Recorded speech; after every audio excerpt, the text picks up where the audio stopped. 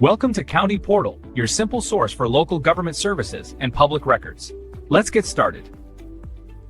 How long does a federal hold last?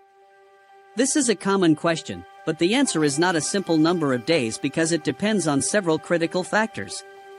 A federal hold, which is also known as a federal detainer, is essentially a request from a federal agency, like the U.S. Marshals, the FBI, or Immigration and Customs Enforcement, ICE, to a local or state jail.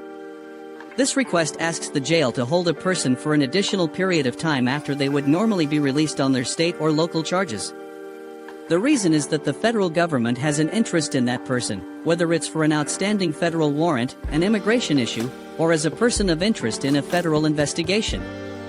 The most commonly cited timeframe is the 48-hour rule. Legally, a federal detainer asks the local jail to hold the person for a period not to exceed 48 hours, excluding weekends and holidays, to give federal agents time to take that person into federal custody.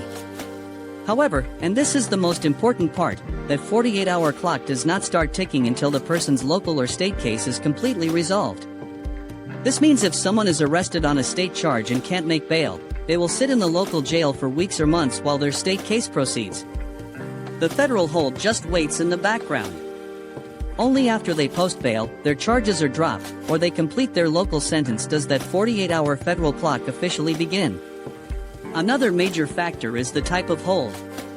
An ICE detainer is technically a request, and some local jurisdictions, often called sanctuary cities, may have policies against honoring them. But a hold from the U.S. Marshals based on an active federal arrest warrant signed by a judge is much more powerful and is almost always honored. So, once the local business is finished, the 48-hour countdown starts. If federal agents pick the person up within that window, they are then transferred to federal custody. If the 48 hours pass and the feds haven't shown up, the local jail is supposed to release the person.